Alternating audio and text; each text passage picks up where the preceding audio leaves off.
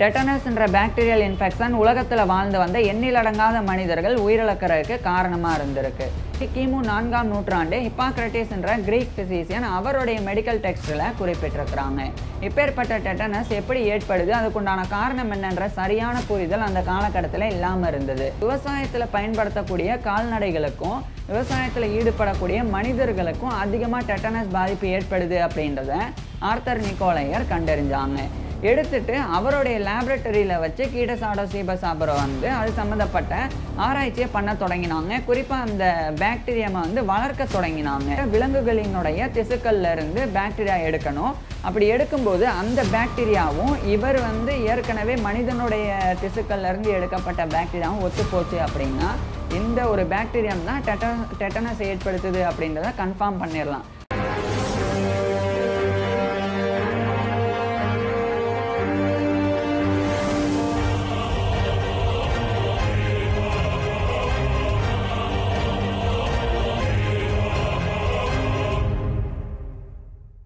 Tetanus bacterium எப்படி கண்டறியப்பட்டதுன்றதையும் அதை கண்டறிஞ்சது யாருன்றதையும் பார்க்கலாம்.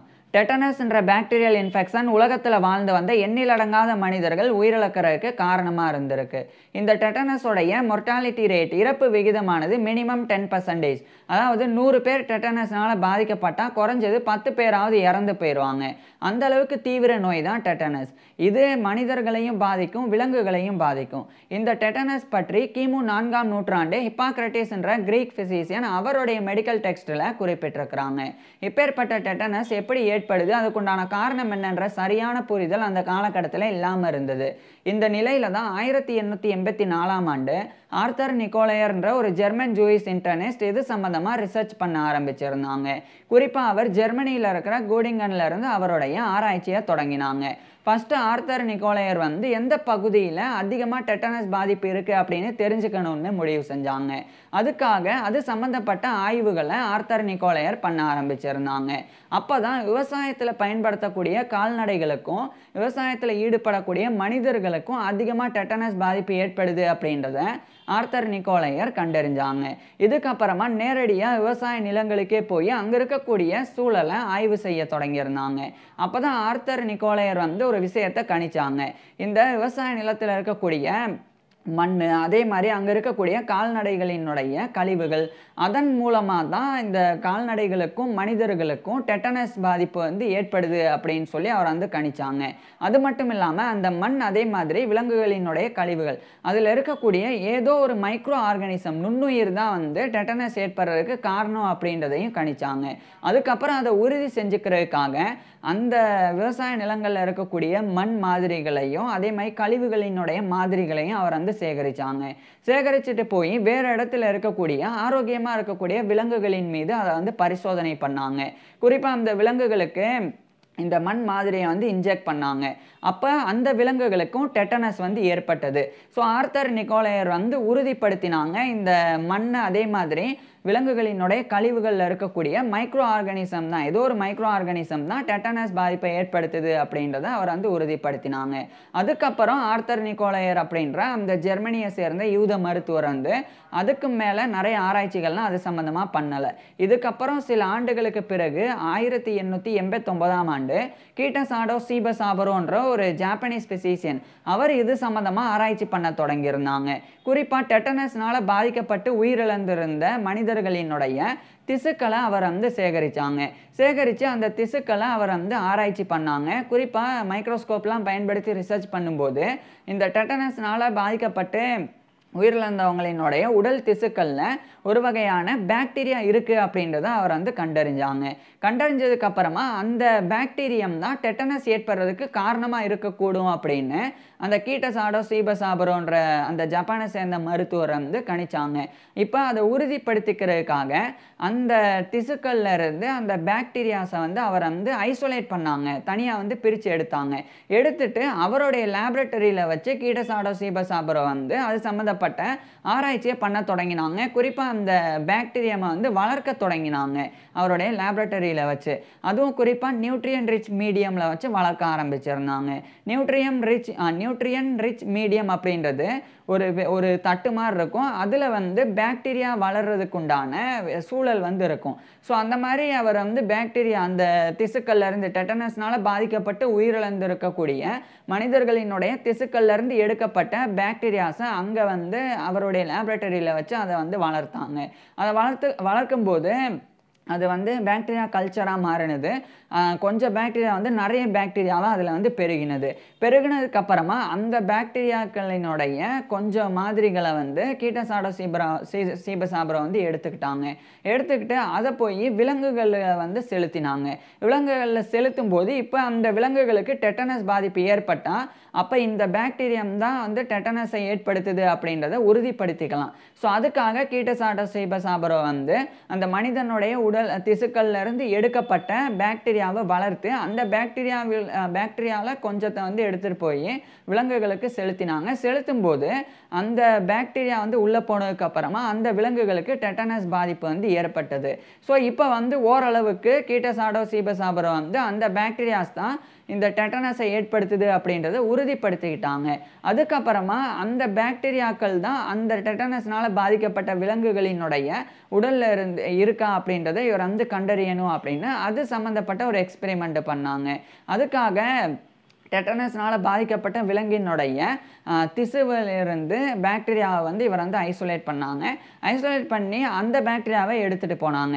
இப்போ ஃபஸ்ட்டு ஒரு மனிதனுடைய உடல் திசுவில் இருக்கக்கூடிய பாக்டீரியாவை எடுத்துகிட்டு போய் லேபரட்டரியில் வச்சு அதை பெருக்கினாங்க. அது நிறைய பாக்டீரியாக்கெல்லாம் ஆனதுக்கப்புறமா அந்த பாக்டீரியாக்களில் கொஞ்சம் பாக்டீரியாஸை கொண்டு போய் விலங்குகளுக்குள்ளே வந்து செலுத்தின உடனே விலங்குகளுக்கு வந்து டெட்டனஸ் பாதிப்பு ஏற்பட்டது. இப்போ இதே டெட்டனஸ் பாதிப்பு ஏற்பட்ட விலங்குகளினுடைய திசுக்கள்ல இருந்து பாக்டீரியா எடுக்கணும். அப்படி எடுக்கும்போது அந்த பாக்டீரியாவும் இவர் வந்து ஏற்கனவே மனிதனுடைய திசுக்கள்ல இருந்து எடுக்கப்பட்ட பாக்டீரியாவும் ஒத்து போச்சு அப்படின்னா இந்த ஒரு பாக்டீரியம் தான் டெட்டனஸ் ஏற்படுத்துது அப்படின்றத கன்ஃபார்ம் பண்ணிடலாம். அதுக்காக கீட்டசாடோ சீபசாப்ரோ வந்து அந்த டெட்டனஸ்னால பாதிக்கப்பட்ட விலங்கினுடைய உடல்ல இருந்து பாக்டீரியாவை ஐசோலேட் பண்ணாங்க. அதுக்கப்புறம் அந்த பாக்டீரியாக்களை கொண்டு போய் லேபரட்டரியில் வச்சிருக்கக்கூடிய பாக்டீரியாக்களோட ஒப்பிட்டு பார்க்கும்போது ரெண்டுமே ஒரே வகையான பாக்டீரியாக்களாக இருந்தது. ஸோ கீட்டசாடோ சீபசாப்ரோ வந்து உறுதிப்படுத்தினாங்க டெட்டனஸ் அப்படின்ற இன்ஃபெக்ஷனை ஏற்படுத்தக்கூடியது பாக்டீரியா தான் அப்படின்றத கண்டறிஞ்சாங்க. அந்த ஒரு பாக்டீரியம் தான் கிளாஸ்ட்ரீடியம் டெட்டானி அப்படின்றது. ஸோ இது சி டெட்டானி அப்படின்னும் ஷார்ட்டாக வந்து அழைக்கப்படும். இந்த கிளாஸ்ட்ரீடியம் டெட்டானி தான் டெட்டனஸை ஏற்படுத்துது அப்படின்றத கீட்டசாடோ சீபசாப்ரோ அவர் தான் 1889ஆம் ஆண்டு கண்டறிஞ்சாங்க. அதை கண்டறிஞ்சதுக்கு அப்புறமா இந்த கிளாஸ்ட்ரீடியம் டெட்டானி அப்படின்ற அந்த ஒரு பாக்டீரியம் அதனுடைய ஒட்டுமொத்த ரோல் என்னவா இருக்குது அப்படின்றத பற்றி அவர் வந்து ரிசர்ச் பண்ண ஆரம்பிச்சிருந்தாங்க. அப்போ அவருக்கு ஒன்னொன்னா வந்து சில விஷயங்கள் தெரிய வந்தது. ஃபர்ஸ்ட் இந்த கிளாஸ்ட்ரீடியம் டெட்டானி அப்படின்ற இந்த ஒரு பாக்டீரியம் வந்து ஸ்போர்ஸை உற்பத்தி செய்யும், வித்திகளை உற்பத்தி செய்யும் அப்படின்றது தெரிஞ்சது.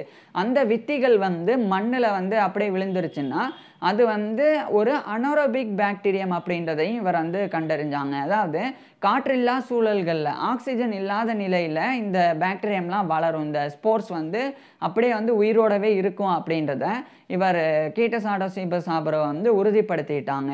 அதுக்கப்புறம் அந்த ஸ்போர்ஸ் வந்து மண்ணிலேயே எவ்வளோ காலம் இருக்குன்னா குறைஞ்சது 40 ஆண்டுகளுக்கும் மேலே கூட மண்ணிலேயே அந்த ஸ்போர்ஸ் வந்து அப்படியே வந்து உயிர் வாழ்ந்துகிட்டே இருக்கும். அந்த ஸ்போர்ஸ் வந்து எப்போ விலங்கு அல்லது மனிதனுடைய உடலுக்குள்ளே போகுதோ அப்போ அந்த ஸ்போர்ஸ் வந்து கிளாஸ்ட்ரீடியம் டெட்டானி அப்படின்ற பாக்டீரியாமாக வந்து மாறி அதுக்கப்புறம் டெட்டனஸ் பாதிப்பை ஏற்படுத்த தொடங்கும். ஸோ இந்த விஷயத்தை இவர் வந்து கீட்டசாடோ சீபசாப்ரோ வந்து தெரிஞ்சுக்கிட்டாங்க. ஸோ கிளாஸ்ட்ரீடியம் டெட்டானி அப்படின்ற பாக்டீரியம் வந்து ஸ்போர்ஸை வந்து வித்திகளை வந்து உற்பத்தி செய்யும். அது மண் அதே மாதிரி விலங்குகளினுடைய கழிவுகள் அது போன்றவைகள் எல்லாம் பல ஆண்டுகள் 40 ஆண்டுகளுக்கும் மேலே உயிர் வாழக்கூடிய தன்மையை கொண்டிருக்கு. ஸோ அப்பேற்பட்ட ஸ்போர்ஸை வந்து மனிதனோ அல்லது ஒரு விலங்கோ வந்து அது அந்த ஒரு மனிதனோ அல்லது விலங்கினுடைய உடலுக்குள்ளவோ இந்த ஒரு ஸ்போர்ஸ் வந்து போகும்போது அது பாக்டீரியாவாக மாறி டெட்டனஸை ஏற்படுத்தும். ஸோ அதை வந்து கண்டறிஞ்சாங்க. இப்போ அது எப்படி உள்ளே போகுது அப்படின்னா இப்போ குதிரை இருக்குது இல்லை மாடு இருக்குன்னா அதனுடைய காலில் காயம் இருக்குது.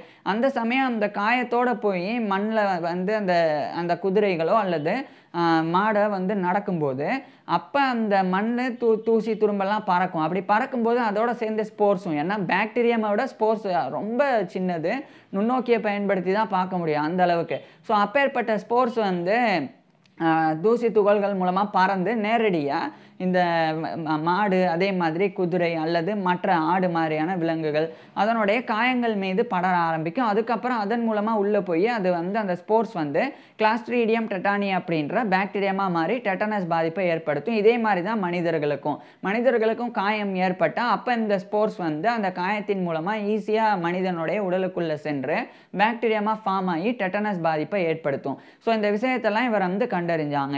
இதை கண்டறிஞ்சது மட்டும் இல்லாமல் இதுக்கும் மேலே ஒரு விஷயத்தை கண்டறிஞ்சாங்க. அதாவது இந்த கிளாஸ்ட்ரீடியம் டெட்டானி அப்படின்ற இந்த ஒரு பாக்டீரியம் வந்து ஒரு நியூரோடாக்சினை வெளியிடுது மனித உடலுக்குள்ள அப்படின்றத இவர் வந்து கண்டறிஞ்சாங்க. நியூரோடாக்சின் அப்படின்னா நர்வஸ் சிஸ்டம், அதாவது நரம்பு மண்டலத்தை பாதிக்கக்கூடிய ஒரு பாய்சன். அதை வந்து இந்த கிளாஸ்ட்ரீடியம் டெட்டானி அப்படின்ற பாக்டீரியம் வந்து வெளியிடுது. அதுதான் வந்து டெட்டனோஸ்பாஸ்மின் அப்படின்னு சொல்லி அவர் வந்து, அதாவது அந்த நியூரோடாக்சினுக்கு பேர் வந்து டெட்டனோஸ்பாஸ்மின் அப்படின்றது. ஸோ அதை வந்து அந்த டெட்டனோஸ்பாஸ்மின் அப்படின்ற அந்த நியூரோடாக்சினை இந்த பாக்டீரியம் வெளியிடுது அப்படின்றதையும் இவர் தான் அந்த கீட்டசாடோ சீபசாபரோ தான் கண்டறிஞ்சாங்க. இதுக்கப்புறம் தான் இந்த டெட்டனஸ்னால் பாதிக்கப்படக்கூடிய மனிதர்களுக்கு ஆன்டிடாக்சின் கொடுக்கணும் அப்படின்னு முடிவு செஞ்சாங்க. அதுக்காக 1890களில் எம்எல் வான் பேரிங் அப்படின்ற ஒரு ஜெர்மன் ஃபிசியாலஜிஸ்ட் அவர் கூட இணைஞ்சு கீட்டசாடோ சீபசாபரோ வந்து ஆன்டிடாக்சினை கண்டறியக்கூடிய முயற்சியில் ஈடுபட்டாங்க. அதுக்கு அவங்க 2 பேரும் என்ன பண்ணாங்கன்னா, டெட்டனஸோடைய மைல்டான இன்ஃபெக்ஷனை குதிரைகளுக்கு ஏற்படுத்தின உடனே அது வந்து ரொம்ப மைல்டாக இருக்கிறனால அந்த குதிரைகளினுடைய நோய் எதிர்ப்பு சக்தி வந்து அந்த டெட்டனஸ் அப்படின்ற அந்த ஒரு மைல்டான இன்ஃபெக்ஷனை வந்து அழிச்சதுக்கு அப்புறமா அந்த குதிரைகளினுடைய அந்த ரத்தத்தில் வந்து ஆன்டிபாடிஸ் இருக்கும். ஏன்னா குதிரையினுடைய இம்யூன் சிஸ்டம் வந்து டெட்டனஸோடைய இன்ஃபெக்ஷன் ஏற்பட்ட உடனே அது வந்து ஆக்டிவ் ஆகி ஆன்டிபாடிஸை வெளியிட்டு அந்த டெட்டனஸை வந்து அழிக்கும், அதை ஏற்படுத்தக்கூடிய பாக்டீரியாஸை வந்து அழிக்கும். அப்படி அழிக்கிறதன் மூலமாக ஆன்டிபாடிஸ் வந்து அப்படியே அந்த குதிரைகளினுடைய பிளட்லேயே வந்து இருக்கும். ஸோ அந்த குதிரைகளினுடைய பிளட்டை வந்து தனியாக எடுத்து அதுக்கப்புறம் அந்த ஆன்டிபாடிஸை எடுத்து அதை ஆன்டிடாக்சினாக மனிதர்களுக்கு, குறிப்பாக வந்து டெட்டனஸ்னால் பாதிக்கப்பட்ட மனிதர்களுக்கு கீட்டசாடோ சீபசாபரோ வந்து பயன்படுத்தினாங்க. இதை ஃபஸ்ட்டு எம்எல் வான் பேரிங்கும் கீட்டசாடோ சீபசாபரோவும் டிஃப்தீரியா அப்படின்ற தொற்று நோய்க்காக இந்த ஒரு ஆன்டிடாக்சின் வந்து பண்ணாங்க, இந்த ஒரு முறையை. அதுக்கப்புறம் இந்த டெட்டனஸ் அப்படின்ற நோய்க்காகவும் இதே முறையை வந்து பின்பற்றி, அதாவது ஃபஸ்ட்டு குதிரைக்கு வந்து ஒரு மைல்டான இன்ஃபெக்ஷனை ஏற்படுத்தி அதுக்கப்புறம் அந்த குதிரையினுடைய உடலில் ஆன்டிபாடிஸ் உற்பத்தி ஆன பிறகு அந்த குதிரையினுடைய ரத்தத்திலிருந்து ஆன்டிபாடிஸை எடுத்து அந்த ஆன்டிபாடிஸை ஆன்டிடாக்சினாக வந்து மனிதர்களுக்கு வந்து கொடுக்கறது, அதாவது டெட்டனஸ்னால் பாதிக்கப்பட்ட மனிதர்களுக்கு கொடுக்கறது. அப்படி கொடுக்கும்போது அந்த ஆன்டிபாடிஸே போய் நேரடியாக அந்த டெட்டனஸ் அந்த பாக்டீரியாவை வந்து அழிச்சிரும். ஸோ அதை வந்து மனிதர்களுக்கு கொடுக்கறது மூலமாக இது வந்து நல்ல பலன் அளித்தது. இதுக்கப்புறம் 1897ஆம் ஆண்டு எட்மண்ட் நிக்கோல்ட் அப்படின்ற ஒரு பிரெஞ்சு வெட்டரினரியன், கால்நடை மருத்துவர், அவர் வந்து இன்னொரு விஷயத்தை கண்டறிஞ்சாங்க. இந்த கீட்டசாடோ சீபசாபரோனால கண்டறியப்பட்ட டெட்டனஸ் ஆன்டிடாக்சின் இது வந்து பேசிவ் இம்யூனிட்டியை வந்து கொடுக்குது அப்படின்றத அவர் வந்து கண்டறிஞ்சாங்க. அதாவது பொதுவாக ஆன்டிடாக்சின் அப்படின்னா ஒரு நோய் ஏற்பட்ட பிறகு அந்த ஒரு டாக்ஸினை வந்து அழிக்கிறதுக்காக பயன்படுத்தக்கூடியது தான் ஆன்டிடாக்சின் அப்படின்றது, அதாவது குணமாகிறதுக்காக பயன்படுத்தக்கூடியது. ஆனால் இந்த ஆன்டிடாக்சின் வந்து குணமாகிறதுக்கு மட்டும் இல்லாமல் ஏற்கனவே இந்த டெட்டனஸ்னால பாதிக்கப்படாமல் இருக்கக்கூடிய நபர்களுக்கும் இந்த ஆன்டிடாக்சின் கொடுக்கலாம். அப்படி கொடுக்கறதன் மூலமாக தற்காலிகமாக சில காலங்கள் வந்து இந்த டெட்டனஸ் பாதிப்பு அந்த மனிதர்களுக்கு ஏற்படாமல் இருக்கும். அதாவது ஒரு வேக்சின் மாதிரி அது வந்து செயல்படுது அப்படின்றத அந்த எட்மண்ட் நிக்கோல்ட் அப்படின்ற பிரெஞ்சு வெட்டரினரியன் வந்து கண்டறிஞ்சு அதை வந்து உறுதிப்படுத்தினாங்க. ஸோ இதுக்கப்புறம் இந்த ஆன்டிடாக்சின் வந்து டெட்டனஸ் இல்லாதவங்களுக்கும் போடப்பட்டது, அது ஒரு வேக்சின் மாதிரியே பயன்படுத்தப்பட்டது. ஆனால் இது வந்து சில காலம் மட்டும்தான் நீடிக்கும், வேக்சின் அளவுக்கு நீண்ட காலம்லாம் இது வந்து தடுப்பு அந்த நோய் எதிர்ப்பு சக்தியெல்லாம் கொடுக்காது. ஸோ குறுகிய காலம் வந்து கொடுக்கும், இருந்தாலும் அது வந்து பெரிய ஒரு பயன்பாட்டிற்கு வந்தது. அதுக்கப்புறம் படிப்படியாக அது வந்து மிகப்பெரிய பயன்பாட்டிற்கு வந்தது. குறிப்பாக 1914 to 1918 வரைக்கும் இந்த இடைப்பட்ட 4 ஆண்டுகளில் முதல் உலகப் போர் நடந்தது. அப்போ நிறைய இராணுவ வீரர்கள் காயமடைஞ்சாங்க. அப்படி காயமடையும் போது இந்த ஆன்டிடாக்சின் தான் டெட்டனஸ் ஆன்டிடாக்சின் தான் பயன்படுத்தப்பட்டது. ஏன்னா நிறைய இராணுவ வீரர்கள் ஏற்கனவே நடந்த போர்களெல்லாம் டெட்டனஸ்னால ஈஸியாக பாதிக்கப்பட்டு உயிரிழந்திருக்கிறாங்க. ஏன்னா காயத்தில் தான் ரொம்ப ஈஸியாக அந்த டெட்டனஸ் ஏற்படுத்தக்கூடிய பாக்டீரியாவுடைய ஸ்போர்ஸ் நுழைஞ்சு பாக்டீரியாவாக மாறி டெட்டனஸ் பாதிப்பை ஏற்படுத்தும். அதனால் காயமடையக்கூடிய அந்த போரில் ஈடுபடக்கூடியவங்க அந்த காலகட்டத்தில் அதிகமாக டெட்டனஸ்னால் பாதிக்கப்பட்டு உயிரிழந்து வந்தாங்க. ஸோ அப்படியான சூழலில் அந்த முதல் உலகப் போரின் போது கீட்டசாடோ சீபசாப்ரோனால கண்டறியப்பட்ட ஆன்டிடாக்சின்லாம் பயன்படுத்தப்பட்டது. அதுக்கப்புறம் 1920கள் இந்த காலகட்டத்தில் கேஸ்டான் ரமோன் அப்படின்ற இன்னொரு ஃப்ரெஞ்ச் வெட்டர்னரியன் இந்த கிளாஸ்ட்ரீடியம் டெட்டானி அப்படின்ற பாக்டீரியம் அதனுடைய டாக்ஸிசிட்டியை இன்ஆக்டிவேட் பண்ணுறதுக்குண்டான ஒரு விஷயத்தை கண்டறிஞ்சாங்க. அதுதான் ஃபார்மால்டஹைடு அப்படின்ற ஒரு வகையான கெமிக்கல் காம்பவுண்ட். அதை பயன்படுத்தி அதை வீக் ஆக்கலாம், அதன் மூலமாக வேக்சினை கண்டறியலாம் அப்படின்னு அவர் ஒரு விஷயத்தை தெரிவித்தாங்க. அதுக்கப்புறம் அந்த கேஸ்டான் ரமோனும் அதே மாதிரி பி டெஸ்காம்பி அப்படின்ற இன்னொரு விஞ்ஞானி, இவங்க 2 பேரும் இணைஞ்சு 1924 டெட்டனஸுக்கு உண்டான டெட்டனஸ் டாக்சைடு வேக்சினை கண்டுபிடிச்சாங்க. ஸோ அப்போ இருந்து இப்போ வரைக்கும் டெட்டனஸ் டாக்சைடு வேக்சின் பயன்பாட்டில் இருந்து வருது. அதேமாதிரி டெட்டனஸ் ஏற்பட்டால் அதுக்குண்டான சிகிச்சைக்குண்டான மருந்துகளும் தொடர்ந்து இருந்து வருது. ஸோ இப்படிலாம் இருந்தால் கூட இன்றைய காலகட்டத்தில் கூட தொடர்ச்சியாக ஆயிரக்கணக்கான மனிதர்கள் ஒவ்வொரு ஆண்டும் டெட்டனஸ்னால் பாதிக்கப்பட்டு உயிரிழந்து வராங்க. ஸோ இப்பேற்பட்ட டெட்டனஸை ஏற்படுத்தக்கூடியது ஒரு பாக்டீரியம், அதுவும் கிளாஸ்ட்ரீடியம் டெட்டானி அப்படின்ற பாக்டீரியம் தான் டெட்டனஸ் பாதிப்பை ஏற்படுத்துது அப்படின்றத கீட்டசாடோ சீபசாப்ரோ அப்படின்ற ஜாப்பனீஸ் பிசிசியன் தான் கண்டறிஞ்சாங்க. அதை அவர் 1889ஆம் ஆண்டு அவர் நிறைய பரிசோதனைகள் மூலமாக அதை கண்டறிஞ்சு உறுதிப்படுத்தினாங்க. ஸோ இதை பற்றி நீங்கள் என்ன நினைக்கிறீங்க அப்படின்றத கீழே கமெண்ட்ஸில் சொல்லுங்கள். அதே மாதிரி இந்த கீட்டசாடோ சீபசாப்ரோ அதேமாதிரி எமில் வான் பேரிங் இவங்களுடைய பங்களிப்புனால டிப்தீரியாவை ஏற்படுத்தக்கூடிய பாக்டீரியாவும் கண்டறியப்பட்டது. அது எப்படி கண்டறியப்பட்டது, எப்போ, அதெல்லாம் பற்றி நான் ஏற்கனவே பேசியிருக்கேன். அதை பார்க்குறதுக்கு கீழே டிஸ்கிரிப்ஷனில் லிங்க் கொடுத்துருக்குறேன். இல்லைனா டிஸ்பிளேவை டச் பண்ணுங்கள், நேராக அந்த வீடியோக்கே போயிடலாம். தேங்க்யூ.